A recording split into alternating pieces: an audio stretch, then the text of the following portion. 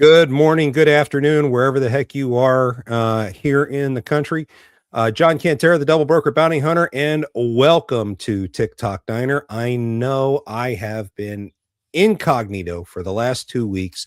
I was on vacation for a week, and then go figure, I caught COVID and was down all last week because of COVID. So I've actually been out for 2 weeks. I apologize to the fans of the show that we have not gotten this going sooner. But hey, I've got a pretty damn good excuse this time. And thankfully, I got a good amount of bed rest to go with it. With me as my guest co-host today is my friend Jen Chrestman. Jen, how you doing today? I'm doing good, thank you. That'll teach you to go on vacation, John. It will. I had so many things go wrong on my vacation, but we can talk about that when we actually get there.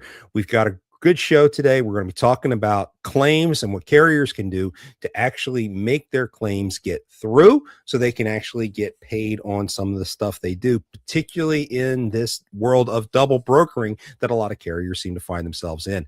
With that being said, let's get this party started. For the Freight Fraud Task Force, the Lounge Media Group presents the TikTok Diner Podcast, serving up freight fraud with a side of prevention. Here is your host, the Double Broker Bounty Hunter, John Cantera.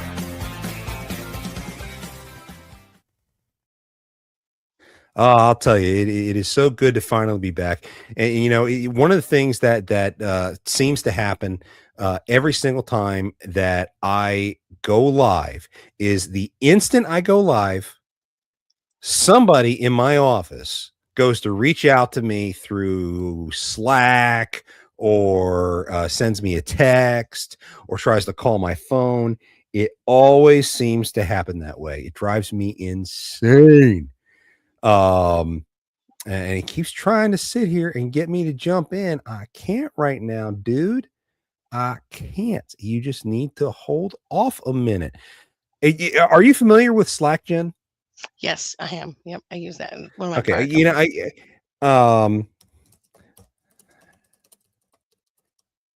Hold on a sec. Give me 45 does. There we go. I'm trying to let him know, dude, stop trying to reach out to me. So I never heard of Slack before until I started to work with my current employer, and I have to say, I'm already an addict. I've only been working with it for 8 months. I'm an addict. I seem to do all my communication on there. As my employer has me do investigations on double brokering, cargo theft, or whatever like that, you know, all of the details are staved there, so it's become my unofficial record of my investigation, and it's been very useful.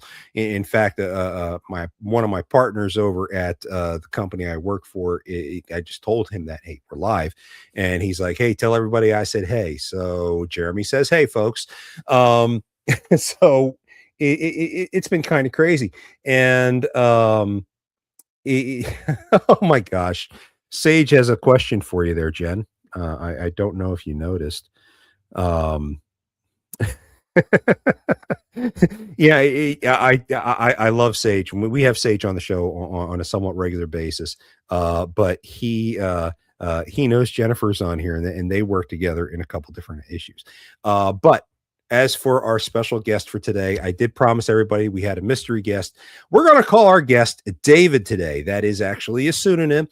We're not going to talk about where he works or anything like that because he just has good information he wants to get out. And it just needs to get out. So we will leave it at that. David, welcome to the show. Hey, John, Jennifer, how are y'all? Okay. Doing great. Hey, Sage, are you able to hear David on your end? I just want to make sure that you can hear him okay. Because we can't have, we agreed not to put him up on the screen on camera, but his audio should still be coming through. Yeah, I would make sure everybody can hear me. Yeah, I believe they're able to, but we'll find out from one of the people who are listening right now. Yeah, any of you guys who are listening, just let me know if you can hear David in the background. Okay, yeah, he can hear it. Great. Thank you very much, Sage. Appreciate it, buddy.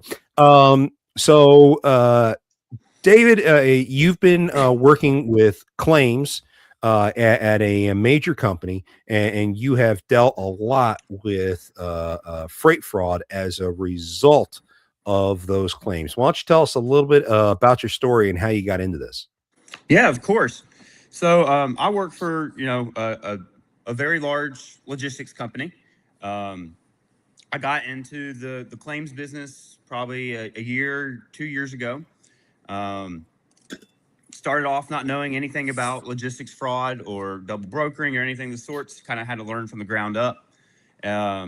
Became pretty much a subject matter expert in it, and I handled, gosh, well over, I would say, 250 plus double brokering claims. I also did with stolen trailers, stolen assets, stolen packages, banking fraud, payment fraud, all that kind of fun stuff. That's a healthy list. That's a healthy list. Now I'm thinking about the 250 plus claims for double brokering that you mentioned, and I think Jennifer and I actually have a better than 1% number of those claims attributed to us.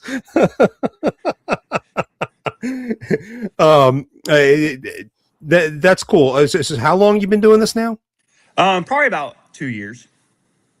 About 2 years. Okay. So expert within your organization, not quite expert in terms of standing up in a court of law as an expert witness on the stuff. But you're well on your way. That's a good thing. And I think you're going to see opportunity come up for stuff like that whenever you leave your current organization. Jen, you have been running claims in one form or fashion with multiple agencies. And in fact, you have actually connected with David, I think, with through 4 different companies or something that you have worked for over the years. So how did you get into claims in the first place? Trucking, it's like the mafia. Sage says, once you get in, you don't get out. As a driver, and then was a logistics coordinator, and worked at a brokerage, and then started doing transportation collections and got into claims with collections.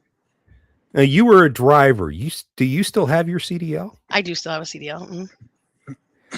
Okay. Now, you are doing other things other than collections as well. What else are you doing now? Safety and compliance. Do safety and compliance, and I'm partnered with a licensed fleet insurance agent to provide a total package to small and mid-sized fleets, providing them, helping them become more safe and more compliant, and getting them the best possible, package that we can. So what we have here on the show today is we've got somebody at a large logistics company in David who has seen fraud from God knows how many different vectors at this point, between stolen cargo, missing trailers, and even just general claims from double brokering, to somebody like Jennifer, who is not only expanded out of the claims business, but is also in the compliance, safety, and God knows everything else. Because how long have you been in the industry now, Jen? Over 2 decades, about 25 years. 25 years. Now, you want to talk about experience, ladies and gentlemen? That's experience right there. Yeah, Jennifer definitely has experience. Now, I know I've been out for a couple of weeks, as I've kind of already mentioned, folks. So as we go to tee up the conversation here, I got to tell you, I love the company I work with. I have to say this because I don't know if people really appreciate some of the people they work for. Never in my career have I experienced what I experienced with my current employer over the last couple of weeks. We had, while I was on vacation, we had an emergency. So I ended up getting activated while on vacation to address this emergency. So my company, to thank me for taking time out of my vacation, actually asked me what the nicest restaurant in the area was, and treated me and my entire family to dinner at said restaurant. And it was amazing. You want to talk about rolling out the red carpet? I've never experienced anything like this before at any restaurant I've been at, except maybe my rehearsal dinner when I got married. Okay. I mean, the red carpet whole way. It was freaking amazing. Absolutely amazing. My family was so touched. Have you ever worked for a company like that, Jen? No, I have not. Absolutely not. How about you, Dave? How about you, Dave? Dave, you're muted, by the way. Oh, sorry. Yeah. No, I have never worked for a company like that. Oh, okay. Well, I will have to get you guys hooked up at some point because I am sure, Dave, I'm sure our claims department can always use some additional help if you're ever interested. But we'll talk about that another time. And Jen, you know I'd love to take you pretty much anywhere I go because you've been my sidekick for God knows how long. Gosh, a long time now. Oh yeah. So, what is some of the most ingenious scams, Dave, that you have seen in your time with your current employer? Ooh, there's several. The double brokering gets pretty. Some of these bad actors are quite pretty smart. They will fake rate cons. They'll fake BOLs. They'll create fake companies with fake DOT numbers, and then they'll or they'll act like a fake brokering company as well, and then they'll use that information to scam some of these carriers that I work closely with. So that's one way, especially with the fake DOT numbers. Or what they'll do is they'll go on Facebook and buy a DOT number and have a fake logistics company. Not fake under like actually fake, but they'll use that DOT number to then commit fraud on various levels. And they'll double broker to. I've seen one bad actor double broker to 50 different carriers in my company. And then, those carriers just are out of luck because once they do that, they ghost them, they disappear off the radar, and then they'll go on Facebook again, buy another DOT number and repeat the process over and over again. And then another thing I've seen too is whenever my company sends out invoices, we usually have a pretty strict process on, bank accounts and stuff like that. Bad actors will use phishing, social engineering, that kind of stuff to steal carriers' account information. And then they'll go in there, change the bank account, and reroute invoices. And so that gets tricky too, because, carriers, will be doing legitimate work and then like, hey, where's my payment? And it got rerouted to a bad actor. And I've seen tens of thousands, hundreds of thousands of dollars getting rerouted through that kind of stuff. And then stolen trailers as well, carrier, or we won't say stolen because they're not stolen in the general sense of the term. We'll say held hostage, I guess. Carriers get double brokered and then they figure it out that they got double brokered, and then they'll hold the trailer until they get payment. That's something I've seen a lot too. But That's sometimes never the fun. bad actors actually will be, organized crime too will steal these trailers as well, steal the products out of them. And I have to deal with other teams and other organizations within my company to figure that kind of stuff out as well. So it gets pretty complex. I think you and I need to write a book together. Of some of the things that we have seen and dealt with over the years. We'll break it down one by one here. You started talking about the buying and selling of DOT numbers. We have all heard of this before, and I know I actually still subscribe to several groups on Facebook where I monitor this activity. And frankly, it's not just me. FMCSA does too.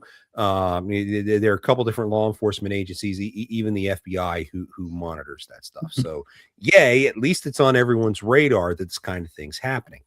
But it is still happening.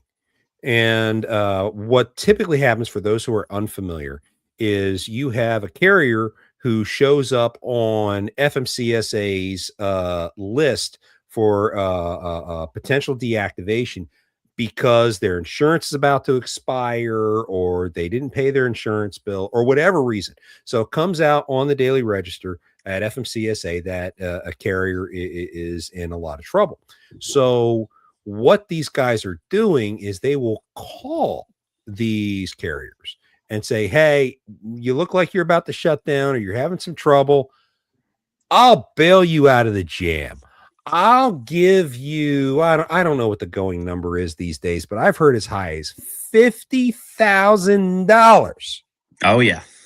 For your DOT number. Now, for me to give you that money, I want your cell phone. I want your laptop. I want your tablet.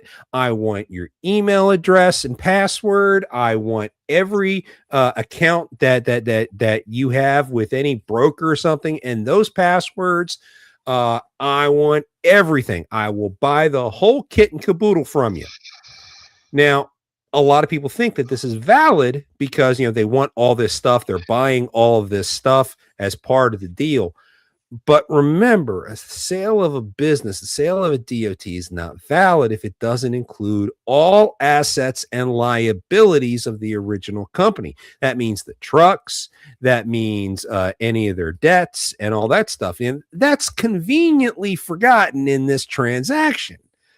So as we go through this process, they pay 50% up front to the guy. And then once they verify all the logins and all that, they'll pay the other 50%. They actually pay. So, yay, if you're the guy selling.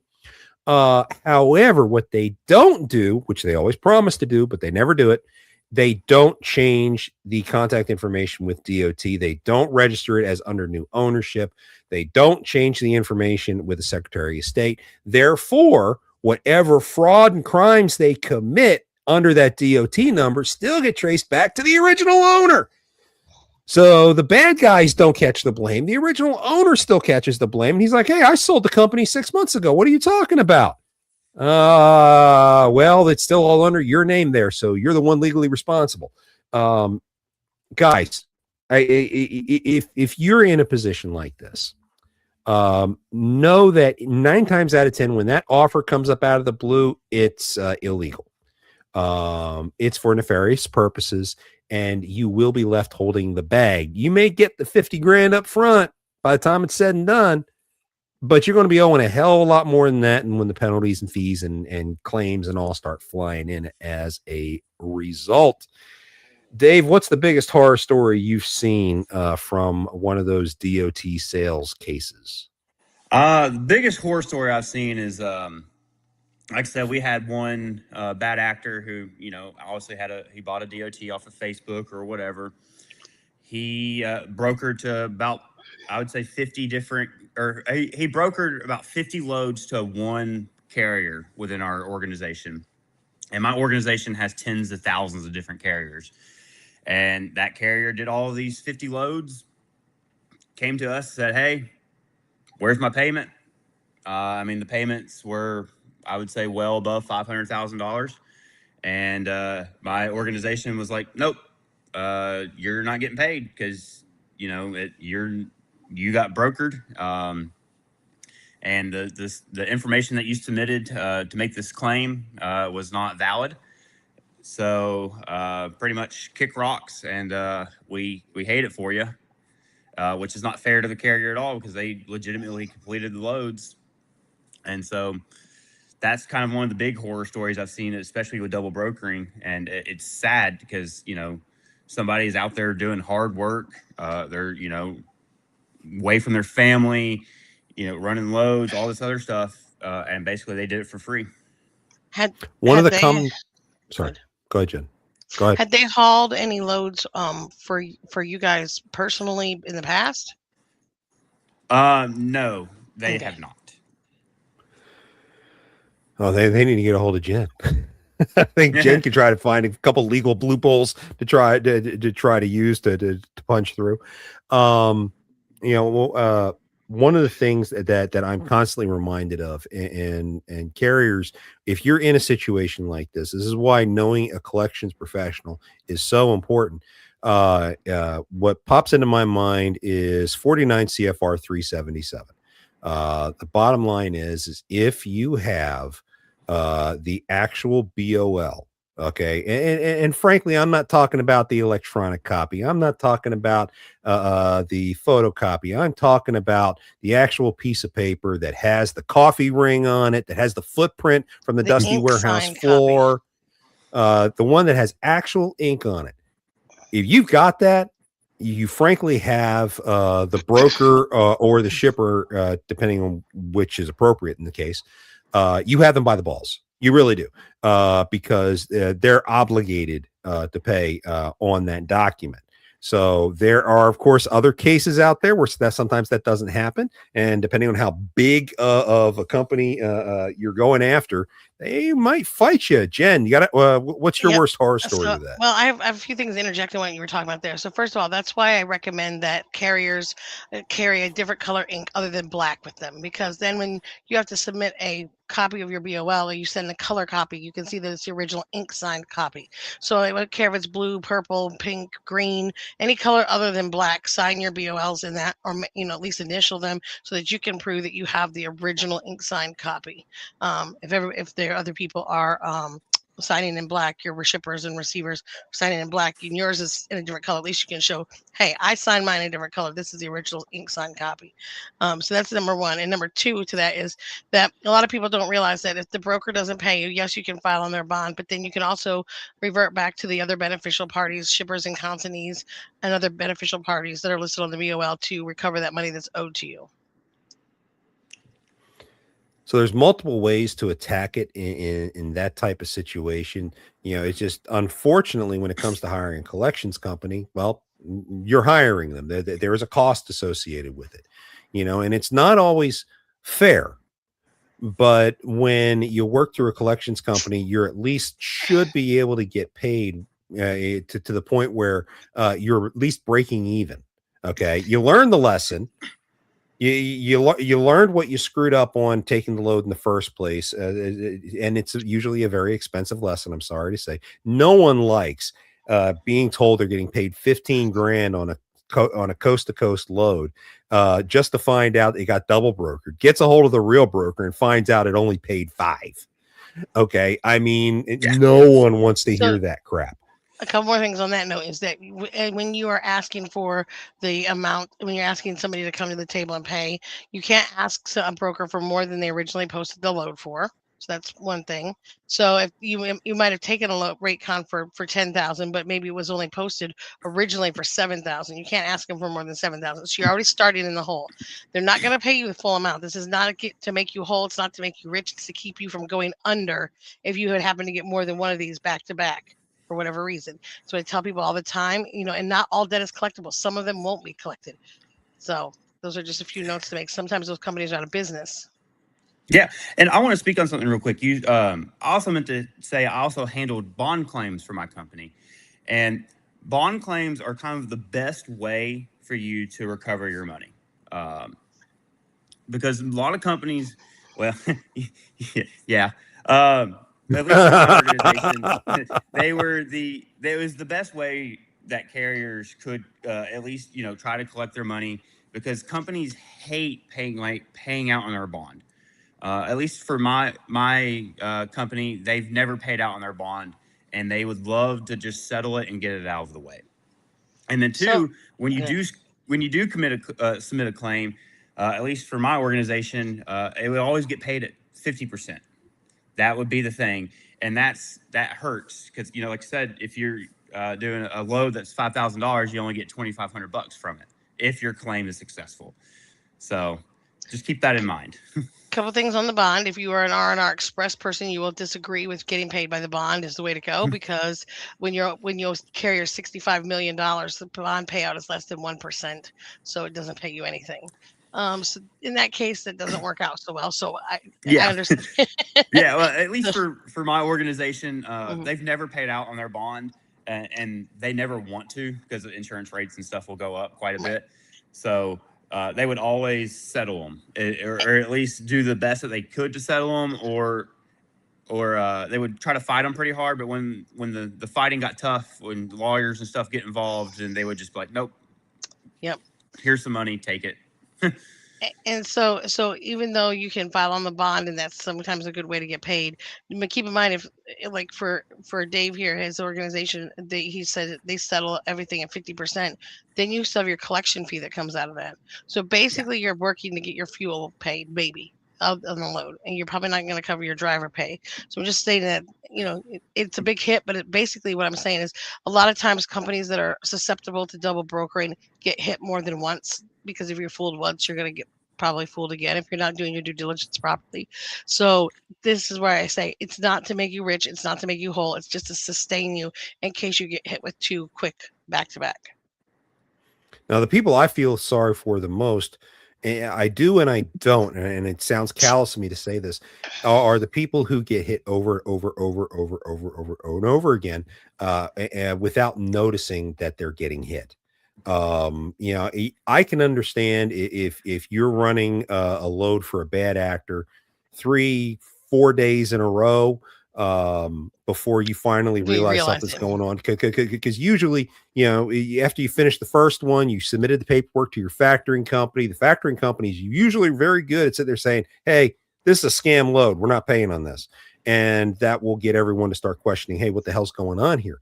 But I have seen cases, particularly with some other large insurance or large logistics companies, where they would end up doing 50, 60 loads for a month or two at a time before they ever realized something was wrong, because they were new to the industry. They didn't know any better.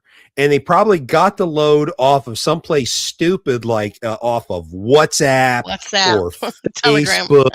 Okay. Oh, I don't look, guys, I don't know how many times we have to say this. Okay. And anyone who watches this show by now already knows, but please send this to all your friends.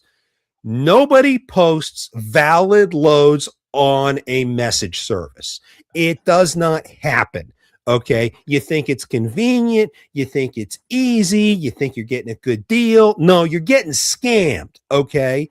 I hate to say it. Go to the damn load board, because you got less of a chance of being scammed on a load board than you do than being scammed on WhatsApp. Okay. I mean, and that's really saying something, because I know all of us here, we believe the load boards are the source, the petri dish of all fraud in this industry. So, I mean, when I'm sitting here recommending use the load board, man, I hate to say you're the lowest common denominator, but dude, don't get your education about this industry from TikTok and WhatsApp or even YouTube. And folks, I get it. The irony is not lost on me that we are on YouTube. The difference is I put out good information. I'm actually trying to help you, and I'm not charging you for it. Okay. So please take the advice to heed. However, I will throw my usual caveat out there. Whatever you do, never, ever take legal advice or professional advice of any kind from a podcast. Hire somebody, retain them, and then get their professional opinion. Okay. So I had to throw that caveat out there. I almost have to do that every single episode these days. But that's how this ball bounces. Okay, so we've beaten up the buying and selling of DOT numbers to death. DOT is working on that problem, and hopefully, after Modus is finally fixed, God only knows how long that's going to take. Once Modus is finally fixed, I think we're going to see that start to go away. I hope and pray. We know DOT is actively working on it. What is the next biggest issue, David, that you've come across from a fraud perspective? So within my organization, our carriers have accounts where they, have a dedicated load board to pick up loads from our organization. And these accounts, like most large brokers do. Yeah. They get hacked quite a bit. I say hacked, quote unquote. They more of it's social engineering, phishing attacks, stuff like that. You get a fake email that looks just like it came from my organization, that says, "Hey, you need to reset your password." They'll put all that information in there, and then the bad actor has access to their account pretty much. And same with bank account information. And so these bad actors will go in and they'll change the bank account information and reroute invoices. And that is a huge issue. I mean, it's millions of dollars, easily millions of dollars. And my organization's kind of stance on that is, well, tough luck. You shouldn't have, you should have been you should have done your due diligence, and you should have been more diligent, and, not fall for this phishing attack or social engineering. And so now a carrier who did, 50, 100 plus legitimate loads, doesn't get paid at all. And even if they try to go the legal route to get the money back, it's not successful. That's absolutely devastating. And I have seen firsthand a couple of carriers that have been absolutely decimated over issues like that. And I hate to say it, it goes right back to a level of gullibility. Social engineering it's a fairly recent term that's been used in this industry, but it's exceptionally effective. One of the things that makes social engineering work so well is evoking an emotion. And at the end of the day, that's what a bad actor wants to do. They want to evoke an emotion. So I'm going to go ahead and share this with folks out here. I am the fraud guy. I deal with fraud of all types. Okay. I am also a victim. While doing my double broker bounty hunter program, I guess it's about 2 years ago, I did become a victim. What happened to me was I got a call from my power company, and on my caller ID here on my phone, it said the power company's name. So I answered it. I had recently moved into my location, and they said, "Mr. Cantera, you did not pay your deposit." I was like, "Well, I was told the deposit was waived." And they're like, "No, sir, you had to pay the deposit." And I was like, "Okay, so what's the deposit?" Well, it's $990. Well, shit. So it's July. It's one of the hottest days of the year. And I know my wife would divorce my wife of almost 30 years. 26 years. We've known each other for almost 30. My wife would divorce me in half a heartbeat if I forced her to stay into a house overnight with no air conditioning. So, yeah, I panicked. I panicked. They got me. They broke down my emotion. I was like, "Okay, your office is half a mile up the street here.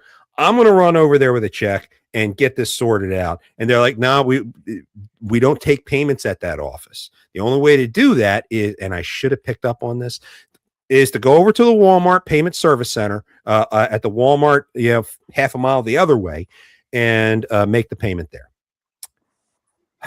Okay, fine. And they're like, I was like, "Well, I'll go take care of it in the next hour." It's like, "Mr. Cantera, our crews are on the way over there now. You kind of need to stay on the phone with me so I know you're dealing with it, and we won't send the crew over." Motherfucker. So sorry, dropped the F-bomb. I'm running over to Walmart. And I submitted my information, and I paid the $990. And I'm walking out of the Walmart, and I'm still on the phone. So we're all good, right? Let me pass you over to my supervisor. Talk to the supervisor. Supervisor says, "Mr. Cantera, we made a mistake. It's actually $1990 is what you owe. You need to go back and put up another $1,000. What the fuck? I was like, I know that can't be right. So I hang up. I'm still panicking. Okay. And I'm like, I just got swindled. I know I just got swindled. On the phone with my bank. I'm calling my bank. And I mean, this is like 3 minutes after I did the transaction. And I'm calling my bank, let them know what's going on. They were not able to claw the money back. I lost it. I got burned. Okay. So it's all about evoking emotion. That's the moral of the story. And what these bad actors try to do with social engineering is they try to evoke emotion. And the minute they're able to get under your skin, the minute they're able to break that emotional shell is the minute they got you. Okay. So the hook On one part is the sale of the DOT. You know, you're struggling, you couldn't make your insurance payment, you now have a notice of cancellation, and you're under a lot of pressure. You get that wonderful phone call, you see an out. Okay, there you go. They're playing on your emotions. You see the fake loads coming up on in some random group on WhatsApp, and folks, you didn't sign up for the group. You just get thrown into these groups. Okay, and they've got fun ways of trying to figure out what your phone number is to put you in those groups. By the way, too, but they just throw you in that group, and then you get these wonderful little messages. Oh, this is a great freaking load. You know, again, playing on your emotions. Go ahead, Jen. I had a client that called me up one day and they're like, "Called 3 or 4 loads for this broker, and we're supposed to get quick pay, and we're not getting paid. And we have one more load on our back. Should we hold the load?" Which the only way you can hold a load hostage is if you have a reasonable expectation that you're not getting paid. So if you just hauled 4 loads for them and haven't gotten paid, this could be a reasonable expectation you might not get paid. So I was like, "Well, yeah, hold on to the load for a minute. What's going on?" He's like, "Well, my boss got these loads," and he was the dispatcher. He's like, "My boss found these loads, and we're hauling them into this warehouse in Yuma, Arizona." And I said, "Oh," well, he didn't tell me Yuma, Arizona first. He said, "We're hauling them into this warehouse," and he says, "We're not getting paid." So I looked the broker up. The broker has not been in business for several months. I said, "Why are we hauling loads for a broker that's not in business?" He says, "I don't know, but here's the number that we've been reaching them at." So I looked that number up, and it's associated with a young lady who has worked at all these growers and farms and whatever in California. So she's very well versed in the produce situation. And they were hauling a load of carrots in. And so I said, "Well, where's your driver at?" He's at the facility. Now, mind you, he hasn't told me yet where he is. And I said, "Okay." So I start calling the company there he's at, and it's like 4:30 East Coast time on a Friday afternoon. I can't get a hold of anybody in the office. Nobody can get me to anybody. And so finally, I said, "Well, so he's outside the facility in Tampa or in Fort Lauderdale? Like where are you at in this?" Because he kind of threw a couple. He says, "No, in Yuma, Arizona." I said, "Why are you in Yuma? These BOLs?" And I start looking. There were 17 BOLs in this load, all for like 1,000 pounds a piece or whatever, these carrots, all going to 17 different city state destinations up and down the East Coast and Midwest, all supposed to deliver on the same date at the same time. So they were parts of another shipment that should have gone into those warehouses, all delivering at the same day, same time, with 17 different trucks.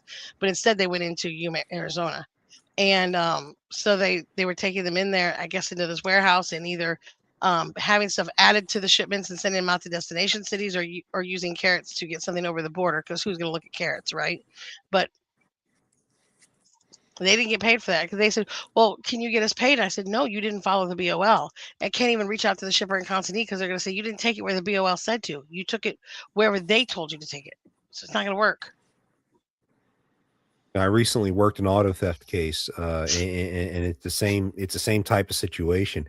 You know, the BOL that the carrier got their hands on and was told to go pick up these vehicles on had the right pickup destination, but it had a different drop off destination.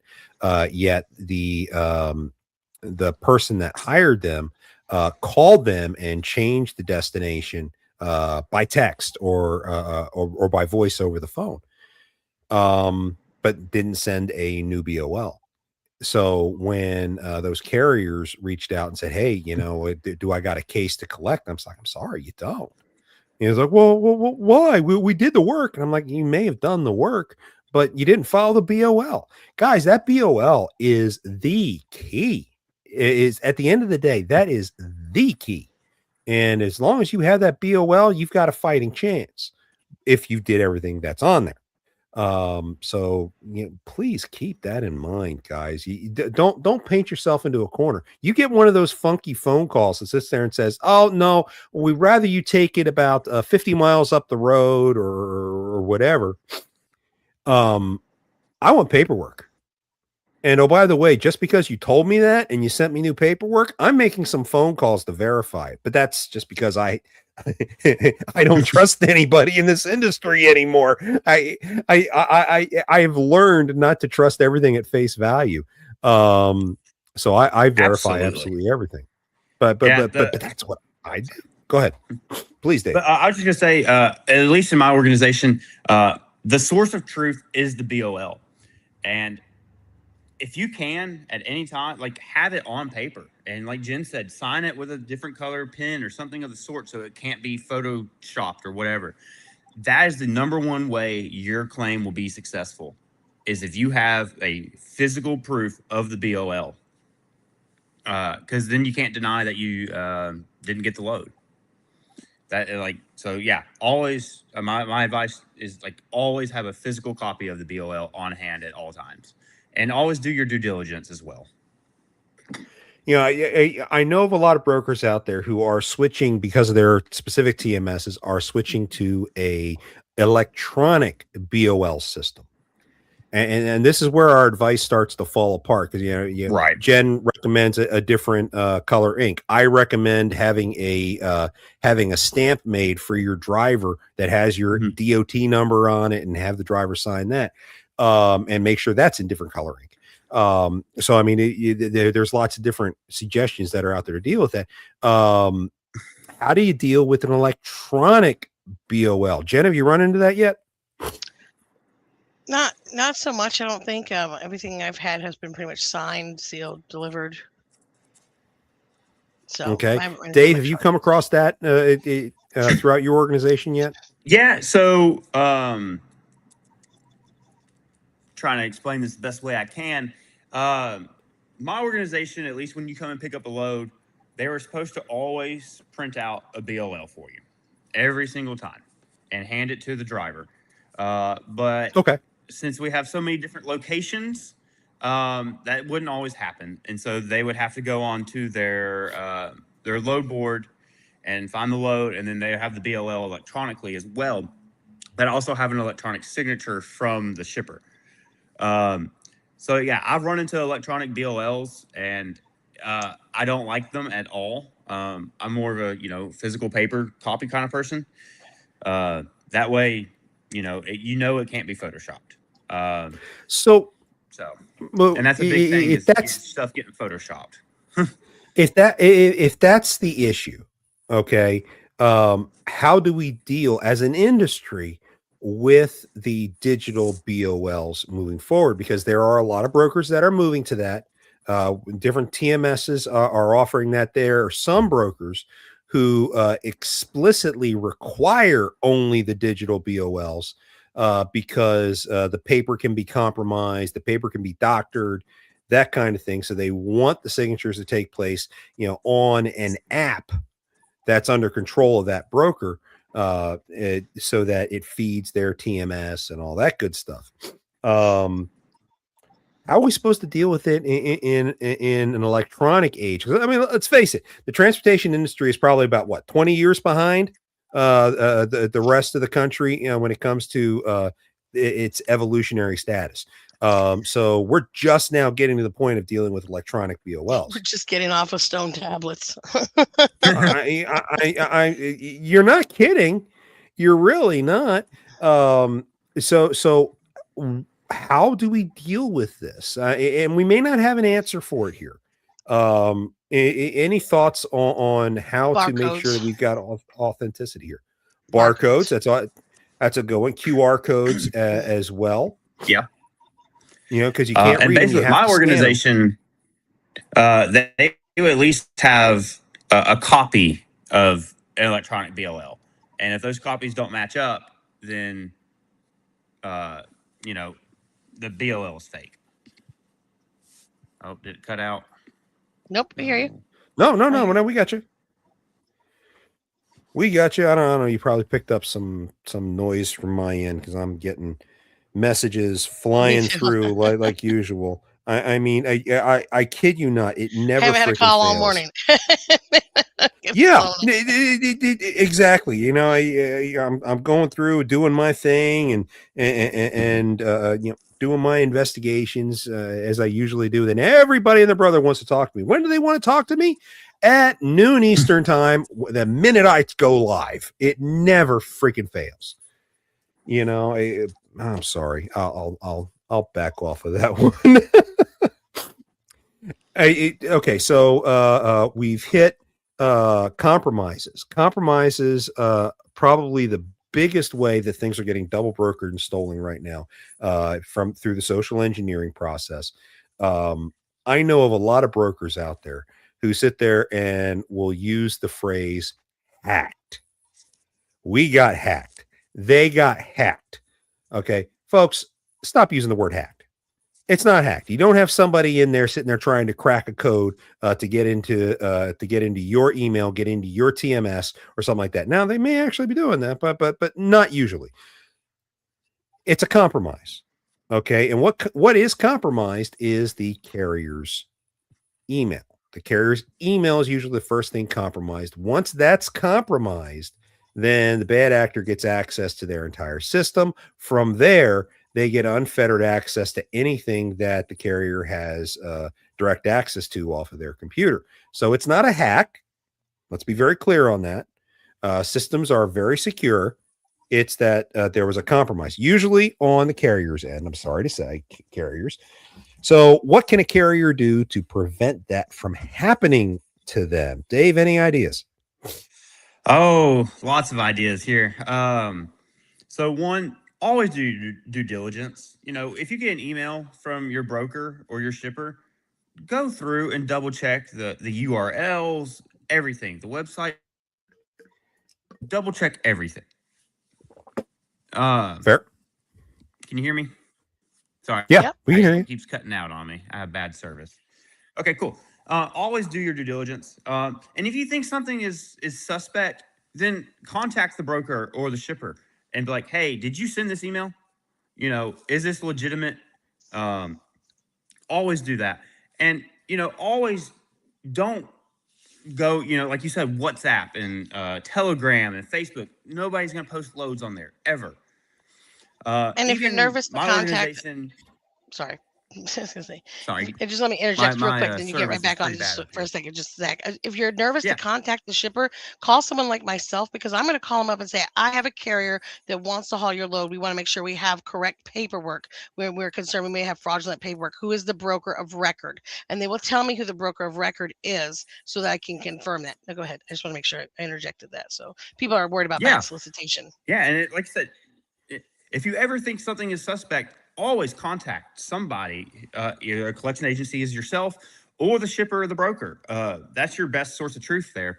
And never, as John was saying, these bad actors, they like to invoke emotion. So if you see something that pops up in your email and says, hey, you're not going to get paid unless you you log into your account via this email. They're invoking your emotion that you're there's other way, and make sure the load that you find on at least from my organization, they very, very, very rarely post on other load boards. So make sure you know that kind of information. So DAT, we very rarely post on DAT unless we actually need to. And if we do post on DAT, we'll have a phone number where you can call in to verify that kind of stuff. So I always encourage carriers to, make sure you're booking the load from the correct load board, that kind of stuff too. And then just, always keep your account information and your passwords and your bank account information secure. Nobody is going to contact you over email or over phone, or actually they may contact you over phone about your bank account information. You need to keep that very secure. That's something that I've seen a lot is, carriers will just, willy-nilly give out their bank account information. And it's like, come on, guys, don't fall for that kind of scam. And then that's how, you tens of thousands of dollars worth of invoices get rerouted. So basically it boils down to just do your due diligence and just make sure that the communications that you're getting from your shipper or your broker are legitimate. I would also say if you're going to call the broker to say, hey, did you guys actually issue this? Pay attention to what number you call. Don't call the person you originally booked the load with, because of course they're going to tell you, of course it's a valid load. What are you talking about? For example, you're booking a load with Landstar. Call Landstar corporate. Don't call that agent that you were with. Call Landstar corporate. Give them the load ID number. Ask them, hey, what's the lane? Get them to verify the lane, and if that's the same thing that you're looking at, odds are you got a good load. You can also ask them what carriers assigned because their TMS will know. Most brokers out there, we're talking mid-size or better, are going to have a corporate phone number that you can call, that you can get that information from. The smaller brokers, that's a little more difficult to do. And when you deal with a smaller broker, that's when you may have to call a shipper. And as Jen recommends, get somebody else to call on your behalf. That way you're not being accused of back solicitation or anything like that. Even though you've got the legal right to call these guys to verify information, you don't want the broker to sit there and think that, oh, they're trying to cut me out of the deal. They're going to start talking money next, which is what every broker's fear is. But hey, you got to verify stuff. Brokers are going to verify the holy freaking hell out of you. You have no idea the hoops that I put suspected bad actors through when they're trying to get into my employer's platform. I put them through the freaking ringer, and 90% of the time I'm right to do so. So guys, be ready for that. I've got people sitting there complaining, oh, we don't want to have to give up our ELD information. We don't want to have to give this up. We don't want to give them a copy of our driver's license. We don't want people to know who we are. Ladies and gentlemen, the government already knows who you are. When you get a driver's license, they know who you are. When you go and you get a passport, they know who you are. Okay, they already have absolutely everything they could possibly want to know about you. And if the FBI wants to find out about you, you'll never even find out about it. Okay. Yeah, everyone's screaming about the flock cameras and invasion of privacy. Folks, you are involved in interstate commerce.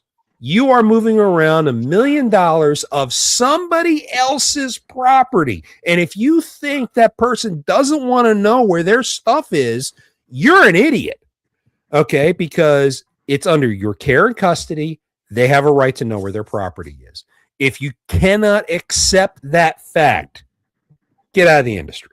I don't mean to be so blunt, but to me, that is the truth of the matter. Okay, so we've been at this now for almost an hour. Dave, I know you've got a whole bunch of crap you like getting off your chest. Have we missed anything yet? Dave, you still with me? Are you muted? No, he's not muted. His signal may have dropped. He does have a bad signal. Okay, so we'll hold up there for a second. We'll wait for David to try to get back to us. David, if you can hear us, jump in and interrupt anytime. Jen, do you have any thoughts, concerns, anything we didn't cover that we should have covered this hour? Just be mindful. If it smells funny, it might be funny. Just go ahead and go ahead and double check.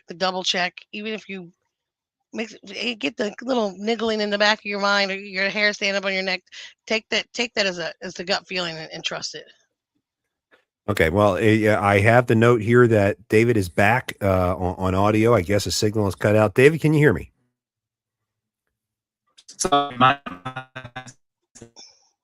You have a very weak signal. You sound like a transformer at the moment, but we'll hopefully your signal will clear up.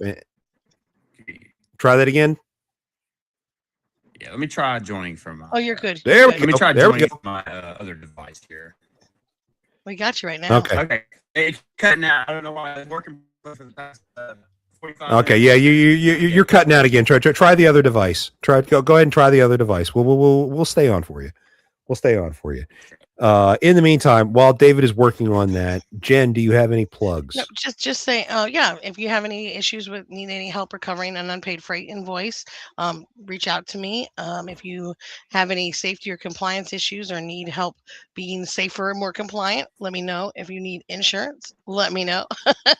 Just pretty much if you need anything, just give me a call, 901-832-8052, or you can email me, Jennifer@frscollects.com. Yeah, Jennifer is an amazing resource. As overworked and underpaid as she is, it is definitely a worthwhile phone call just to talk to her because you can learn so much very quickly. In fact, pretty much every time I talk to her, I learn something new, and that's saying something. Likewise. So be very careful with that. Now, while Dave is working on this, I've got a couple of plugs for myself as well. You all know that I work with and happy to be home here at the Lounge Media Group. I am also working with Kiss This Media. We have a new show launching next week. Do You Even Freight?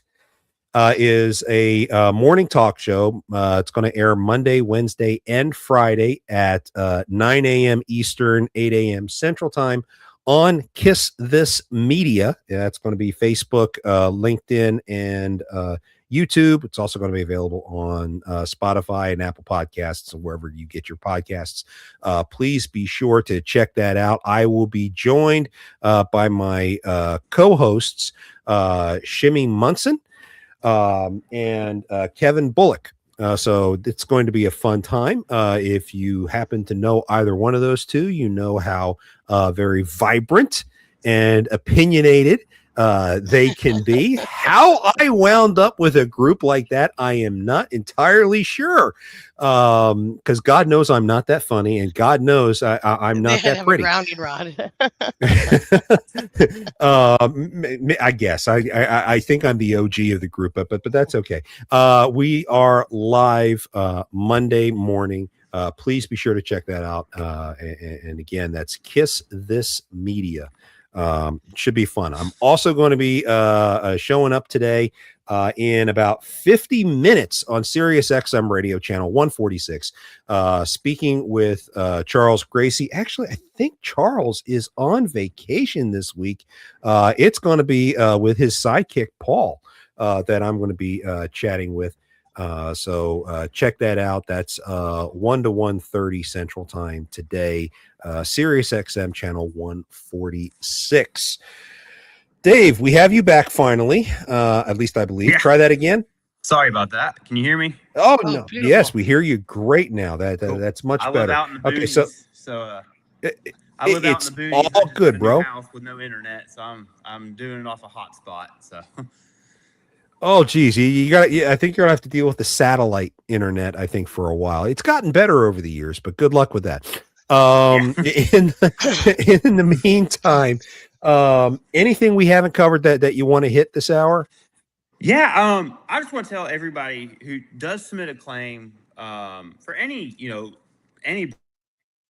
always just have as much evidence as you can that you completed the load, whether that be the BOL, the rate cons, emails, phone calls,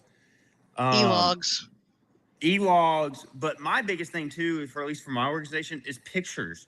Take a picture of your truck with your license plate and your DOT number visible at the facility. That is the biggest proof. I mean, along with the BOL, that is kind of the biggest proof of evidence. Like, hey, I picked up this load. I delivered this load. Always take, photo, video evidence helps along with the BOL. You can't deny that. And take good photos. Take good photos, please. Yeah. Don't take, blurry photos, but make sure your DOT number and your license plate are at least visible. And if you have the trailer attached to you, take a picture of that. Take a picture of you dropping off the trailer at the load dock, that kind of stuff. Always, as much evidence as you can provide as possible when submitting a claim will get you further. Yeah, and do that for every load. Be successful. And one more thing, if you have a conversation with someone on the phone, follow it up with an email that says, per our conversation, Dave, you and I talked about blah, blah, blah. And that way, even though you had a phone conversation and it's not recorded, you've kind of recapped it in an email. It's harder to dispute that 6 months from now when somebody pops up with a claim. Yeah, exactly. All great advice. And then always to go ahead. Remember, claims per, I believe it's federal law, I don't know if it's changed recently. You have 18 months to submit a claim. Don't submit if you're going to have a claim, make sure you submit it within that 18 months, or submit it as soon as you can, as soon as you know that you've been double brokered or whatnot. Always submit it as soon as you can, because the longer that you wait, the worse chances that you get that you are going to be successful in submitting that claim. Shippers and receivers have 9 months to submit to do it like a damage claim or freight claim. You have 18 months to recover a monetary freight claim if it's an interstate load. If it's intrastate, it reverts to Yeah. state statute, which is anywhere from 3 to 10 years, depending on the Yeah. state you're in. Yeah, I'm talking interstate, not Yep. or within state. Yeah, within state are different. I never really dealt with in-state just because Right. the company I work for. But yes, that is Right. exactly Typically, true. you see that happen in Texas or California. They're kind of their own countries, and they pick up and deliver a lot within their same state. Right. Oh, yeah. And another thing I want to throw out is like, if it seems too good to be true, it usually is. Amen. Always do your due diligence, and just be smart about it. If you It know that doesn't rate hurt is too having a high, trusted don't agent take it. that you can reach out to who can verify Right. something for you. And if you're not sure, don't take that load. And if you can't verify that the load comes from the broker, that shipper, or that you can't, if you think in your gut feeling that you're not going to get paid for some reason, don't take on that load. Just Nope. always do your due diligence, and just generally be smart about it. I know when we're hustling, we're trying to get paid, we're needing to get money, we're trying to get to the next load, but don't be. The cheapest way to do something is the most expensive way. You got to slow down to go fast. All the cliches there that, if it sounds too good to be true, it probably is. They all apply to this. There's a reason why those cliches exist. I mean, I'm sorry to say, but it's the truth.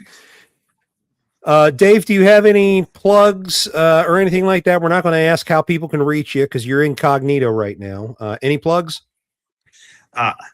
I have no plugs or anything of the sort. I'm just here to help out carriers any way that they can, because, working for the big man. The big man corporate is not very, we don't treat our carriers as well as we should. And so I always try to advocate for the carriers, and just that's my thing is, carriers, they're the reason our country runs the way our country runs, and they should be treated with respect and fairly. We got in regards to payments and stuff like that. Sorry, we got a last minute question that popped in regarding brokers. Here's what I say about brokers is don't extend yourselves out too far with your shippers. You're not, just like carriers aren't credit lines for the brokers, you're not the credit line for that shipper. If they start getting out there and they're promising a payment, they're promising, stop moving their freight. Also, if it ships from them and to themselves, like if it's from Walmart to Walmart, be wary of that, because there's no one to recourse against if they fail to pay you, because they are the shipper and the receiver. So be mindful when you're moving a load for a shipper, that if they're moving it within their own organization from one of their manufacturing plants to the distribution center, when they fail to pay you, there's no recourse. One of the things that I would throw in on that is if you are a sales guy and you get a phone call from somebody out of the blue saying, "Hey, we want you to go ahead and move a load for us," and if they're representing themselves as a mid-sized shipper or something like that, dude, I would actually want to meet with that shipper before I try moving a load. And he's talking more about dealing with shady carriers. With all due respect, that is another whole series of episodes. If you're not already familiar with a lot of the pressures of what's going on post Montgomery, at the We'll talk. CH Robinson decision, that there's a lot going on. But yeah, reach out to Jen at the FRS Collects, and she can certainly get you up to speed with a lot of the things that you're looking for. In fact, I believe she does some consulting with brokers to deal with developing vetting processes. Hold on a sec. They threw another comment in there. Had a fraudulent shipper contact. Oh yeah, just give me that's a call. what these guys do. Know who you're working for. Always. Well, I don't care if you're a broker. I don't care if you're a carrier. I don't care if you're a shipper. Know who you're working for. With that being said, ladies and gentlemen, we have done everything we can for today. We are well over time, and I know I've got other things that I need to worry about. Dave, thank you again for being on the show. And for I some reason he appreciate dropped it. off. Sorry, Uh, my video and audio and stuff aren't working that well, but I hope everybody has a great rest of their day. And again, just be vigilant and don't fall for these scammers. It's I'm sorry to say, too easy, even for the best of us, to actually get got by these guys. Don't get got. Go get. Don't get got. Okay. Don't get got. That's a good. That's a great phrase. Okay, folks. That's all we got in the kitchen for today. We're going to go ahead and start shutting everything down. Please make sure that you tip out your server. Your check is on the table. We will catch you next time here at the TikTok Diner. Please be sure to like and subscribe to all of our social media, and be sure to visit our merch store at vigilanttransport.com. Until next time, don't let scammers take you for a ride.